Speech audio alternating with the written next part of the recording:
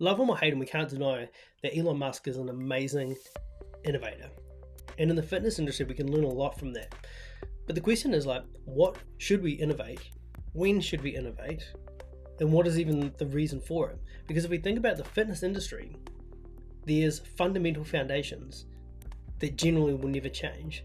There's certain training principles that seem to always stand the test of time, nutrition principles, because the foundations come from being a human being. It's not about like how we can create new apps, software, and other innovations that are for us. What we need to think about is like, how do we make it easier for our clients? And I'm not talking about like, how do we create some fancy pills to be able to do that. I'm just talking about like, one of the reasons why people don't actually get results isn't because our training programs aren't good enough generally, and it's not because our nutrition plans aren't specific enough. It's usually because they just either don't do the program, they're not inspired by the program, they're not motivated. It's like the internal systems aren't right. It's not that our app wasn't cool enough, it wasn't that our logo wasn't on our worksheets. However, I think in 2023 it's important to look at like, if you want to be better than others, if you want to be awesome at what you do, you first got to like know your craft, know your clients and what they're trying to achieve, and then also make your shit look good. I think if you can't combine all of those, you're going to struggle. There was a time when I first started out in the fitness industry, it didn't really matter about how fancy stuff looked because the competition was easy. But I think moving forward, now you are competing with like how the illusion of how good people look, how awesome their content looks. And I think what we are going to see is more around the rise of the value creator with a combination of somebody who can deliver.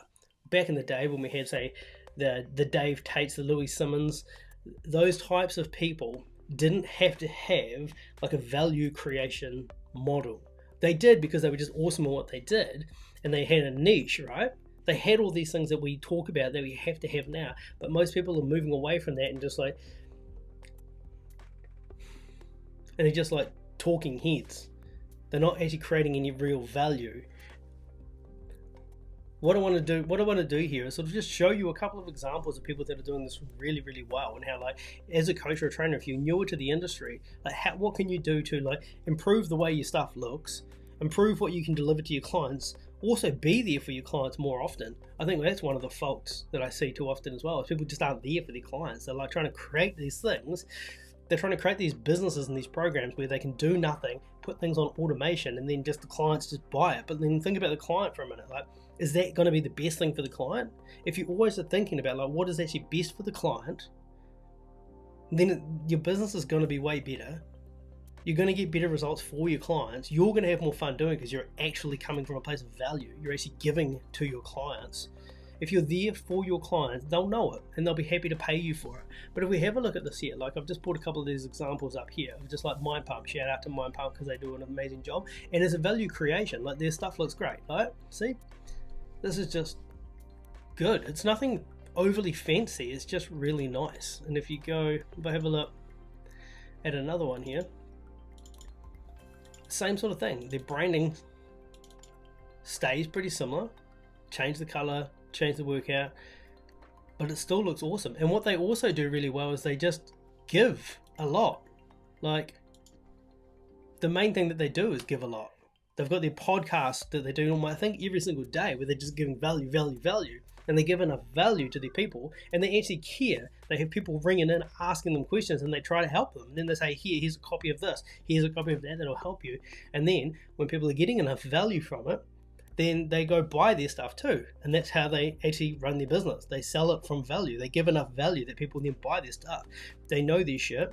They make their stuff look good, and they give a lot of value. So the moral of the story is, like, if you're a coach or a trainer and you're moving to 2023 and you want to be successful, think about this. It's like, how do you just give more? How do you be there for your clients more? How do you be there for your prospective clients more? How do you make your stuff better? How are you always improving on your marketing? How are you always improving on your delivery? If you constantly keep improving on what you do, then you think about that compounding over time. Like, if you're always improving, you're going to be awesome. I think too often coaches and trainers that I talk to and see with it, they already think they're awesome. And it's not because they're not good at what they do.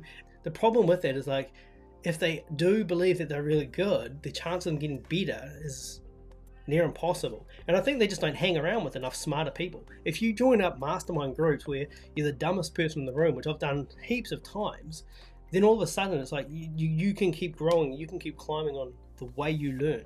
If you're not, then you're just looking at like, how can somebody help me? How do I actually automate this so I don't have to do anything? If you're always looking at what's best for me and not looking at like, how do I seek help from others? How do I learn more? How do I give more? And if you go with that mindset, you're always going to be better than the 99% of everybody else in your industry.